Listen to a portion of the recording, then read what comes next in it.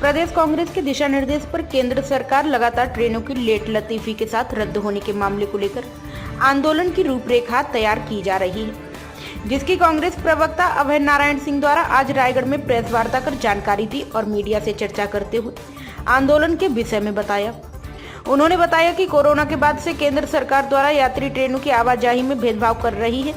प्रदेश के मुख्यमंत्री द्वारा कई बार रेल मंत्री और केंद्र सरकार से पत्राचार करने के बाद भी व्यवस्था में सुधार नहीं हो रहा है और यात्री ट्रेन को रोककर अपने चहेतों अडानी अंबानी के लिए मालगाड़ी का लगातार परिचालन किया जा रहा है। इस अव्यवस्था को दूर करने के लिए प्रदेश में छत्तीसगढ़ में बीजेपी के चुने हुए 9 सांसदों की चुप्पी को भी जनता के प्रति गैर जिम्मेदार रवैया बताया।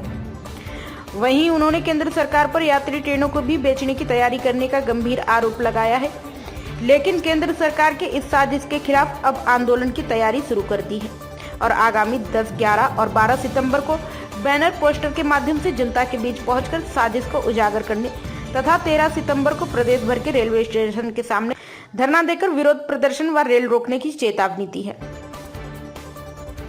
बताएंगे, रेलवे की समस्या को लेकर कांग्रेस द्वारा एक आंदोलन किया जाना है, क्या रूपरेखा उसकी तय की गई है, क्या आगे आगामी का आपत्ति होनी चाहिए?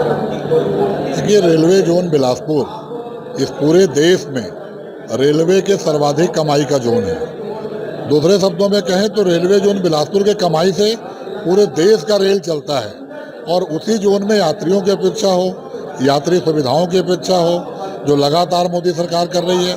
2014 में पहली बार सरकार में आए, रेल बजट बंद कर दिया। 14 से लेकर आज तक एक भी नई ट्रेन नहीं दी।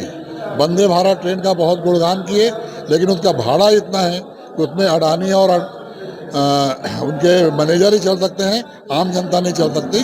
तो लगातार जो ट्रेनें रद्द की जा रही हैं, बिना कारण रद्द की जा रही हैं, बिना वजह जनता को परेशान किया जा रहा है। यात्री भाड़ा में वृद्धि कर दिया गया। तमाम जो छूट मिलता था बच्चों को, वरिष्ठ नागरिकों को, मरीजों को, महिलाओं को, वो सारी छूट समाप्त कर दी गई है। इनके खिलाफ कांग्रेस सड़क पे है और छत्तीसगढ़ की जनता को लेकर कांग्रेस आवाज़ उठाएगी और नरेंद्र मोदी जब दौरे में छत्तीसगढ़ आएंगे तो जनता की आवाज़ उनको सुनाई दे, हम ऐसा प्रयास करेंगे। भाजपा के सांसदों की आप मतलब कैसे आप मानते हैं कि मतलब किस प्रकार उनके मतलब कार्य को आप देखते हैं? सांसद की ये भूमिका होती है कि अगर केंद्र में उनकी सरकार है तो रेलवे में सुविधाओं की बात करें। सांसद की ये भूमिका होती है कि अगर यात्रियों की उपेक्षा हो रही है तो उस उपेक्षा के प्रति रेल मंत्री को, तमाम वरिष्ठ अधिकारियों को पत्र लिखे, जाकर उनसे मुलाकात करें और बात करें। लेकिन सांसदों को तो काम ही पता नहीं है। 9 सांसद में ऐसे भी सांसद हैं जिनका छत्तीसगढ़ की जनता नाम ही नहीं जानती कि वो सांसद हैं। तो छत्तीसगढ़ के जो 9 भाजपा के सांसद हैं, उसमें रायगढ़ के सांसद गोमती साय जी भी शामिल हैं कि इन्होंने कभी इस विषय पर ना आवाज़ उठाई, ना बातचीत की, जिसका खामियाजा रेलवे जोन को भुगतना पड़ रहा है। कहीं ना कहीं छत्तीसगढ़ के पिछड़ेपन को लेकर आप ये मानते हैं कि इसमें इसके लिए भाजपा जिम्मेदार है या जवाबदार है? बिल्कुल, ये केवल और केवल हम दो, हमारे दो, अमित शाह, मोदी, अडवाणी और अंबानी की सरकार है। ये ST SC बाहुल क्षेत्र है, ये SC बाहुल क्षेत्र है, ये पिछड़ा वर्ग बाहुल क्षेत्र है, ये गरीबों का प्रदेश है, वनवासियों का प्रदेश है।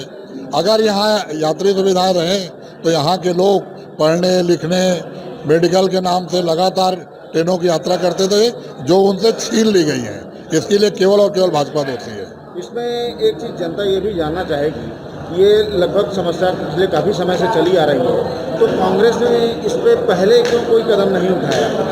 नहीं, कांग्रेस लगातार इस पर आवाज़ उठाती रही है। माननीय मुख्यमंत्री भूपेश बघेल पत्र लिखते रहे हैं। युवक कांग्रेस ने पूरे प्रदेश में आंदोलन किया। कांग्रेस कमेटी के लोग रेलवे जोन बिलासपुर के समक्ष लगातार धरना प्रदर्शन करते रहे।